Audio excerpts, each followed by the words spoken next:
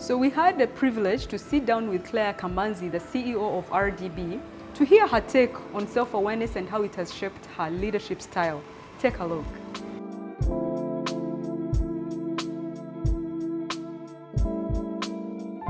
Thank you so much, Honorable Akamanzi, for giving us this opportunity to discuss, leadership, an interesting topic on leadership, and one of the biggest themes is on self-awareness.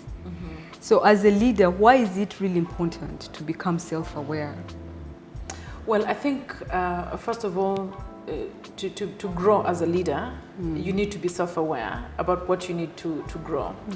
And I think every leader must have time to reflect on what they think is working well within their leadership style and what is it that needs growth.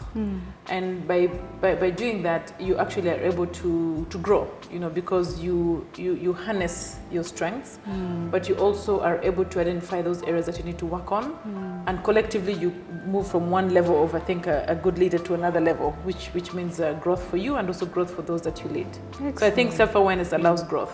Oh, okay. So it's very important for every leader to really become self-aware. Yes. I remember discussing with someone and he said, if you're not self-aware, you might grow something wrong in you. Or you might not even be able to see what needs to be changed in the organization because you're not aware of your role in contributing to the organization. Okay. So what steps have you taken, you as the CEO of RDB or as a person, to become more self-aware, to increase your awareness in terms of self? I think one thing that I've taken as RDB is by knowing what I'm really good at and knowing what I'm not good at, I try to encourage my team members to compliment me as a leader. One example is I think I'm a good peacemaker. Like when the two, let's say, investors that are not agreeing, one of the things that I really enjoy is to sit, listen to them, and see where the compromise can be made. So I believe it's easy for me to see a middle ground, solution. A compromise every time there's a problem. But I like to do that at the end because when we're negotiating deals for government, you don't want to compromise early enough. So I try to encourage some of my team members that I know are very tough negotiators, that they'll really go and really, squeeze you. So I get those to go fast into the deal, and then they can get as much as they can get, squeeze as much as they can from whatever they want. And when they see that now is the time for compromise, I come in at that moment, and we're able to close the deal. So I mean, surrounding myself with such people that can help me work on the things that I think I need somebody else to work on, while I come where I think I'm best at making an impact. That's how I've worked on that. Okay. So what would you say is your passion? What are you passionate about? I am passionate about public service, actually. Wow. I'm really passionate about working in a way that I think a bigger number of people are benefiting. And I would actually also call it really service, at, really making sure that what do you need? How can I get you what you need? Whether you're an investor that is new in the country or old, or whether you're just a citizen of Rwanda that needs help, being able to find a solution that works for a person and seeing that it works.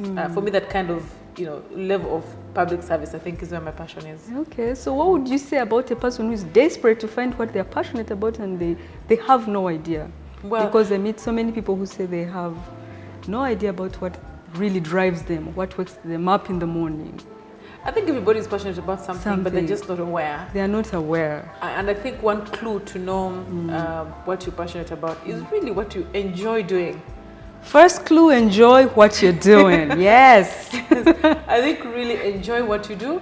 But also look at the patterns. What is it that you can work? You can. If somebody called you to do, it doesn't matter whether it's a weekend, whether it's after work, or whether it's something that comes naturally because you really want to do it, and you've seen that over the years. It's the same kind of thing that makes you happy to do it. I think if you really sit down, reflect on that, you can actually see where your passion is. Yeah, you see, sitting down and reflecting, you see, it comes back to giving self-awareness the importance it deserves, like to sit and think about yourself. What is it that I care about? But do you think that in our experiences we have that culture of really thinking about ourselves, talking about ourselves, trying to search more? How can you speak to the culture and how how it contributes to our low or high self-awareness? I think culturally we're very outward looking more than inward looking. And that has a bit of good points about it, because when you're outward looking, you're looking at who you're serving and what they need. But I think we also need to look at what is it that I have inside of me that makes me able to give that outward contribution that I'm supposed to be giving. I think culturally we don't look inside very much.